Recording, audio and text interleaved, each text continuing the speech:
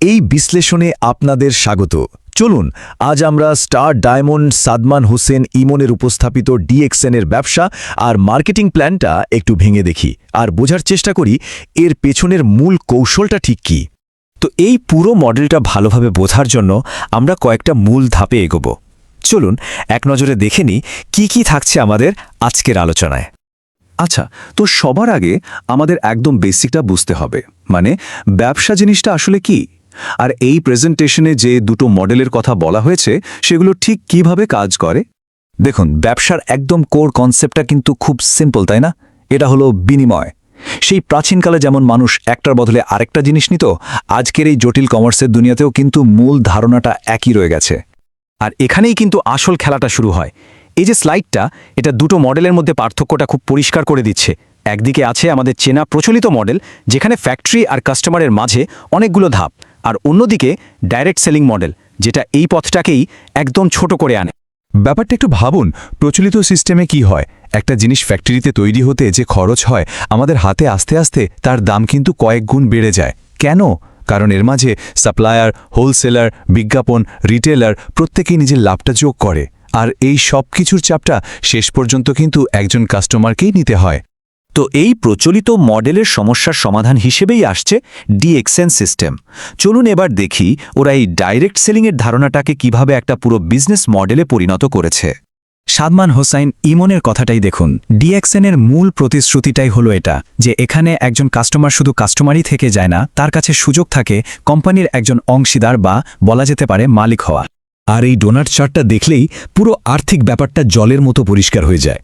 দেখুন যে ৭১% টাকাটা মধ্যস্বত্বভোগীদের পকেটে যেত, ডিএক্সএন বলছে সেই টাকাটাই তারা বোনাস হিসেবে ফিরিয়ে দিচ্ছে ডিস্ট্রিবিউটরদের।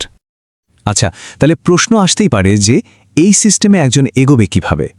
এর মার্কেটিং প্ল্যানে কিন্তু একটা পরিষ্কার রোড ম্যাপ দেওয়া আছে, আর সবকিছুই আসলে নির্ভর করে পয়েন্ট জমানোর উপর।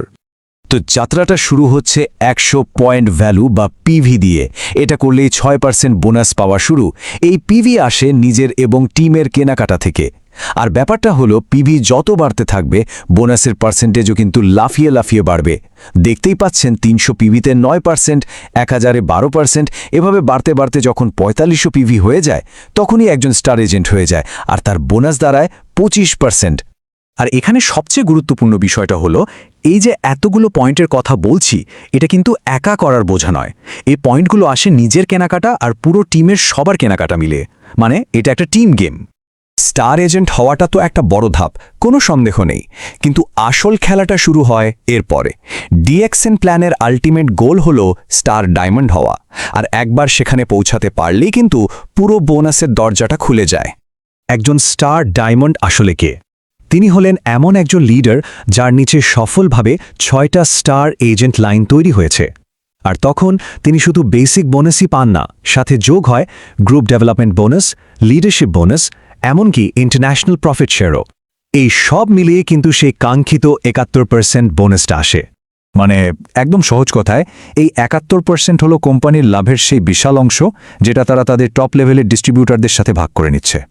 তো এত সব আর্থিক সুযোগের কথা শোনার পর একটা খুব স্বাভাবিক এবং জরুরি প্রশ্ন কিন্তু মাথায় আসে, সেটা হলো এই ব্যবসার নৈতিক বা ধর্মীয় ভিত্তিটা কি? এই প্রশ্নের উত্তরে যেই যুক্তিটা প্রেজেন্টেশনে দেয়া হয়েছে, সেটা আসলে হালাল বা বৈধ আয় বলতে আমরা ঠিক কি বুঝি তার একটা নির্দিষ্ট ব্যাখ্যার ওপর ভিত্তি করে।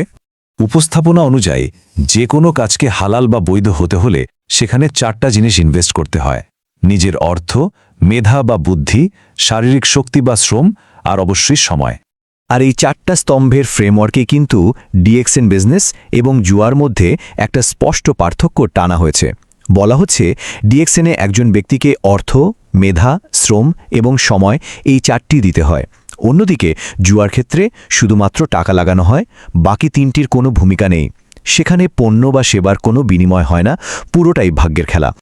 তাহলে পুরো সিস্টেমটা দেখার পর সব শেষে একটা প্রশ্নই কিন্তু ঘুরে ফিরে আসে, নেটওয়ার্ক সেলিংয়ের উপর ভিত্তি করে তৈরি এই মডেলটা কি সত্যিই আর্থিক মুক্তির একটা নতুন পথ দেখাচ্ছে, নাকি এটা শুধুই একটা জটিল সেলস স্ট্রাকচার?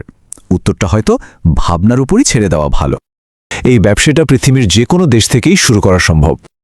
তো এই অসাধারণ পণ্য আর ব্যবসার সুযোগ নিয়ে যদি আরও বিস্তারিত জানতে চান বা কোনো রকম সহযোগিতা লাগে তাহলে স্ক্রিনে দেওয়া তথ্যের মাধ্যমে সরাসরি যোগাযোগ করতে পারেন।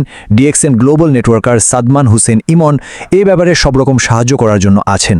আর তার নতুন ভিডিও আর বিজনেস টিপস পেতে গ্রোয়িং উইথ ইমন নামে তার টিকটক, ফেসবুক পেজ আর ইউটিউব চ্যানেল ফলো করতে পারেন।